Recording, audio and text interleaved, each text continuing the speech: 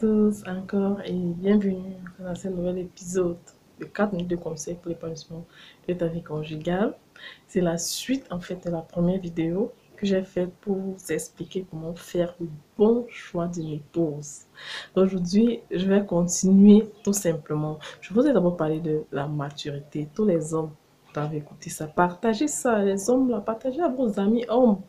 Vous faites souvent le mauvais choix des épouses. Vous prenez les épouses qui vont venir vous casser la tête. Vous les mettez à la maison parce que vous n'avez pas écouté les conseils, parce que vous n'avez pas suivi les conseils. Je ne sais pas souvent sur quoi vous vous basez. Après, vous devenez malheureux. Vous venez m'écrire pour me dire que vous sentez que vous allez divorcer, tout ça. Parce que quelque part, vous avez fait le mauvais choix. Je ne suis pas en train de dire que si quelqu'un se rend compte dans le foyer qu'il a fait le mauvais choix, qu'il vienne me voir pour me dire comment il va faire. Si tu t'es marié avec une femme, tu constates que tu as fait le mauvais choix.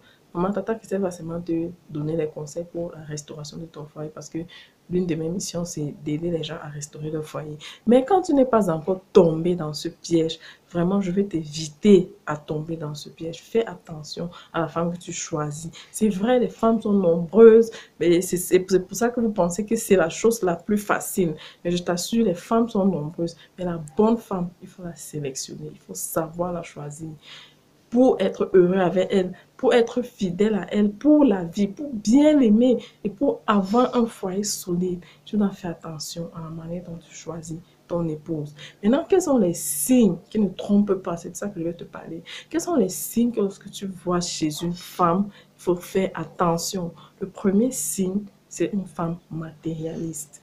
Fais attention lorsque tu constates que la femme avec qui tu es en train de vouloir t'engager là est matérialiste. Comment détecter qu'une femme est matérialiste? C'est ce que vous allez me demander. Je vais décortiquer dans le coffret. Vraiment, c'est long. Ce sont des choses longues à expliquer. Je ne peux pas expliquer ça ici dans 4 minutes de conseil. Deuxième chose, une femme désobéissante. Une femme désobéissante, d'accord. Il y a également les signes qui montrent que la femme, si là, ne va pas te respecter dans le foyer. La femme, si là, ne sera pas soumise dans le foyer. Et vous savez, rien n'est plus mauvais, je ne sais pas, plus terrible que d'avoir une femme à la maison qui n'arrive pas à respecter son mari. Vraiment, les hommes en ont horreur et je ne te souhaite pas d'épouser une femme désobéissante, je t'assure. Et beaucoup de signes, parce qu'au début de la relation, c'est vrai, c'est difficile de constater. En somme, au début de la relation, peut-être elle t'aime encore beaucoup et tu ne vois pas encore vraiment ça. Parfois, certaines personnes voient, mais peut-être toi, tu es aveuglé par l'amour et tu ne vois pas. Donc, moi, je vais te dire comment savoir si cette femme sera obéissante ou pas. Quels sont les signes qui ne trompent pas? Comment détecter une femme désobéissante et insoumise? Et lorsque tu vas constater qu'elle est comme ça, fais attention, à moins qu'elle ne change. Ça, c'est la deuxième chose. La troisième chose maintenant, une femme incrédule. Incrédule, une femme qui ne veut pas entendre parler de la parole de Dieu, une femme qui n'aime pas le Seigneur. Faites attention à ce genre de femme, vraiment. Dans le foyer, au lieu que la femme soit même incrédule, mieux même encore l'homme, parce que la femme a besoin de Dieu pour gérer son foyer. Je ne suis pas en train de dire que les hommes ne doivent pas aller à l'église, mais je dis que la femme, puisque la Bible dit bien que c'est la femme qui doit bâtir sa maison, une femme qui est incrédule, qui n'aime pas le Seigneur, va venir juste pour te détruire le foyer, je vous assure. Quatrième chose, une femme paresseuse. Je vais également vous donner les signes qui ne trompent pas. Comment détecter que cette femme-ci... Quand je parle de la paresse, je ne dis pas forcément la paresse au niveau de nettoyer la maison, tout ça, non. Je parle d'une femme qui ne va pas construire, qui ne va pas apporter à la maison, qui ne va pas bâtir avec toi. Une femme avec qui tu ne pourras pas vraiment faire les grands projets. C'est de ça que je parle. Comment détecter ce genre de femme?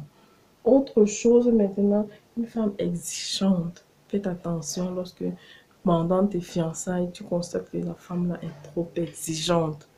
Exigeante sur tous les plans. Vraiment, fais attention. Donc voilà quelques signes que lorsque tu vois, quelques signes que j'appelle les signes d'alarme. Lorsque tu es en train de faire les avances à une fille, pendant les fiançailles, tu veux une fille, elle t'intéresse, tu pars vers elle, et tu constates qu'elle il y a juste un seul de ces signes. Soit elle est exigeante, ou elle n'aime pas le Seigneur, ou elle fait beaucoup attention. À cause de ça, tu risques de ne vraiment pas être épanoui dans ton foyer avec elle.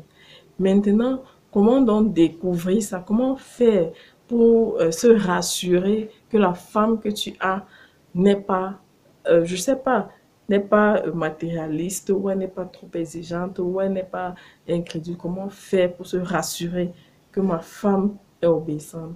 Je vais décortiquer ça dans le coffret. Je vais également vous donner les caractéristiques d'une bonne épouse en profondeur. Mais j'aimerais toujours attirer votre attention sur une chose. Tu dois d'abord aimer cette femme. Et maintenant, lorsque tu vas l'aimer, si elle remplit les autres conditions, demande sa main. D'accord? Je ne sais pas si quelqu'un a compris quelque chose. Si vous n'avez pas compris, prenez le coffret, vous allez comprendre en profondeur. Il sera disponible d'ici la semaine prochaine. Au plus tard, lundi, commencez déjà à réserver.